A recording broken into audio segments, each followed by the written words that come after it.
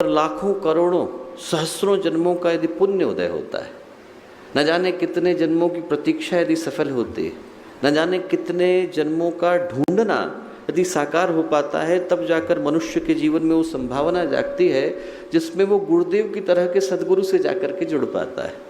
हम लोग महसूस करके देखें तो आज हम लोगों का यहाँ पर उपस्थित हो पाना और गुरुदेव के साथ जुड़ पाना, उनकी देवीय चेतना का प्रतिनिधि बन पाना, उनकी ईश्वरीय योजना का अंश और अंग बन पाना, उनका अंग और अवयव बन पाना, उनका शिष्य बन पाना, उनकी योजना को धारण करने का प्रतिनिधि बन पाना, अपने आप में वो सौभाग्य है जिसको प्राप्त करने के लिए देवता भी लालायित रहते हैं।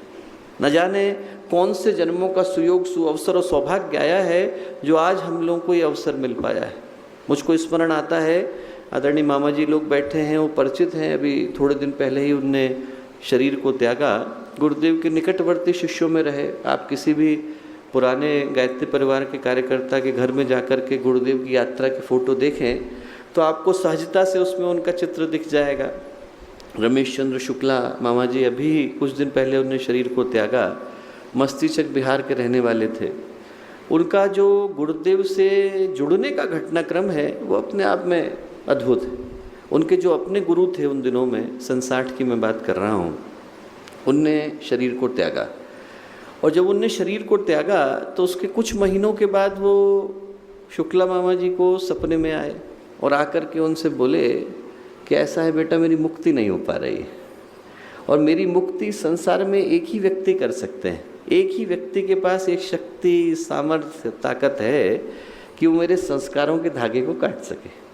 बोले उनका नाम है परम पूज्य गुरुदेव पंडित श्री राम शर्मा आचार्य जी। नाम सुना नहीं था उनने, पहली बार सुना सपने में। और बोले वो इस युग के अवतार हैं, इस जगह पर ऐसे ही नहीं आएंगे। उनको आने के लिए और उनको यहाँ पर लाने के लिए आपको इस जगह के संस्कारों को बदलना पड़ेगा, भूमि को संस्कारित करना पड़ेगा, तब जाकर इसके अंदर वो योग्यता आ पाएगी कि गुरुदेव इस स्थान पर आए। तो बोले तुम एक काम करो, छोटा स्थान है, कल से इस जगह पर गायत्री का अनुष्ठान प्रारंभ करो। ठीक, शुरू करेंगे। अगले दिन से उनने अनुष्ठान शुरू किया। 108 गायत्री मंत्रों के साथ आहुति देने का क्रम बनाया। 3 वर्ष निकल गए।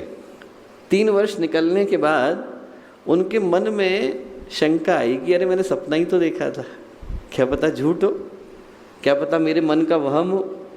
उनने कहा मैं गुरुदेव को चिट्ठी लिखता हूँ।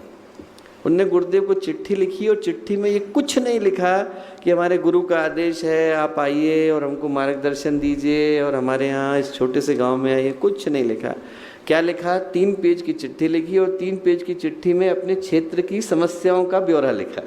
हमारे यहाँ शिक्षा है, लोग पढ़े लिखे नहीं हैं, भारतीय संस्कृति का ह्रास हो रहा है, आप जैसे विद्वान व्यक्ति यहाँ पर आएँ और आप जैसे गायत्री महाविद्या के साधक यहाँ आएँ तो इस क्षेत्र को थोड़ा दिशा मिल सकेगी।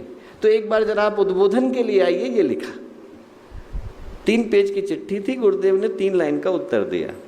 लिखा आपका पत्र मिला, समाचार जाने, अभी 3 वर्ष हुए हैं, 2 वर्ष अभी बाकी है। 2 वर्ष और हुए। 2 वर्ष के बाद गुरुदेव आए, उसी कमरे में गए, उसी कक्ष में गए जहाँ उनने शरीर को त्यागा था। अंदर से जाकर के चटकनी बंद करी। आधे घंटे के बाद बाहर निकले, बोले मिलना है तो मिल लो। किससे मिल लो? उनसे मिल लो जो उनके गुरु थे, 5 वर्ष पहले शरीर छोड़ करके गए थे। अंदर गए तो साक्षात खड़े थे और उनके गुरु बोले कि बेटा मैं तो जा रहा हूँ, मैं तो तेरा गुरु था, तुझे सद्गुरु मिल गए हैं, छोड़ना नहीं। सद्गुरु से मिल पाने का सौभाग्य हम लोगों को मिला।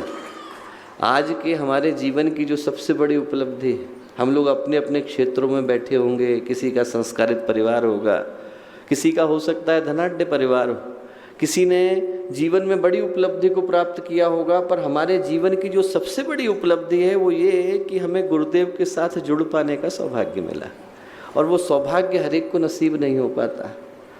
इसीलिए गुरुदेव ने जब वसीयत और विरासत के इस अध्याय की शुरुआत करी है तो उसका नाम ही दिया है जीवन के सौभाग्य का सूर्योदय।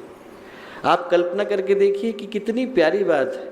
सौभाग्य है और सौभाग्य का सूर्योदय हो रहा है।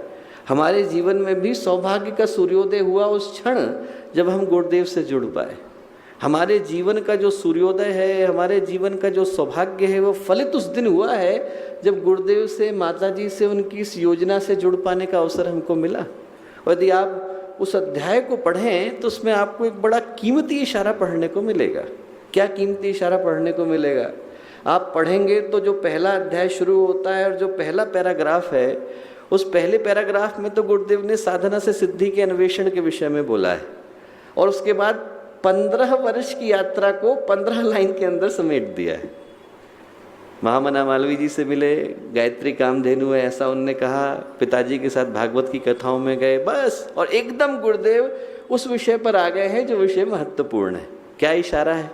इशारा यह है कि जीवन की शुरुआत वहाँ से होती है जब व्यक्ति गुरु से मिलता है। उससे पहले की बातें महत्वपूर्ण ही नहीं है। महत्वपूर्ण की यात्रा शुरू ही वहाँ से हुई जब हमें गुरुदेव से जुड़ने का अवसर मिला। एक संत की कहानी में पढ़ता था, उनसे किसी ने पूछा कि आपकी उम्र कितनी है? उन्होंने कहा यही कोई 11-12 साल। बोले अरे साहब आप तो 50 साल के दिख रहे हैं। बोले हाँ, पर गुरु से तो 12 साल पहले ही मिला। जिस दिन गुरु से मिलते हैं उस दिन जीवन की यात्रा शुरू हो पाती है। उससे पहले जो भी था वो भुलाने लायक है, उसके बाद जो मिला वो याद करने लायक है। तो जीवन के सौभाग्य की शुरुआत होती है जिस दिन हमारा ये जीवन, अनगढ़ जीवन, बिना किसी मतलब का जीवन, बिना किसी उद्देश्य का जीवन, तुच्छ जीवन आकर के गुरुदेव के चरणों में जुड़ गया। आज के समय में लोग सद्गुरु के मूल्य को महसूस नहीं कर पाते दोस्तों। धर्म व्यापार बन गया है, अध्यात्म के नाम पर लोग दुकानें खोल करके बैठे हैं। ऐसा विषाक्तता से भरा समय है जब लोग परमात्मा की परम चेतना का मूल्यांकन भी इस आधार पर करते हैं कि हमारी मनोकामनाएं कौन पूरी कर सकता है। जो मनोकामनाएं जितनी अच्छे से पूरी कर ले उतना बड़ा भगवान बन जाता है। परिष्कार कहाँ गया? जीवन का उद्धार कहाँ गया? जीवन का कल्याण कहाँ गया? ये कोई सोचता, ये कोई पूछता दिखाई नहीं पड़ता कि हमारे जीवन में अच्छे विचार आए कि नहीं, हमारे जीवन में शुभ संभावनाएं जागी कि नहीं। आदमी भगवान की भगवत्ता का मूल्यांकन, गुरु की गुरुता का मूल्यांकन भी इस आधार पर करता है कि वो हमारी कामनाएं कितनी पूरी कर पाते हैं। तो ऐसे विषय से भरे समय में कभी कभी सद्गुरु के मूल्य को जान पाना संभव नहीं हो पाता, जबकि सद्गुरु मिल गए तो जीवन का सबसे बड़ा खजाना है। यदि गुरु से जुड़ने का अवसर मिल गया तो इससे बड़ा ऐश्वर्य, इससे बड़ी उपाधि, इससे बड़ी उपलब्धि और कुछ है नहीं। संत कबीर ने लिखा है और इतना प्यारा लिखा है, उनने लिखा है गुरु कुम्हार शिष्य कुंभ है। गुरु तो कुम्हार है, शिष्य घड़ा है। गुरु कुम्हार शिष्य कुंभ है, घड़ी घड़ी आड़े खोट। बार बार देखता है कोई कमी तो नहीं रह गई।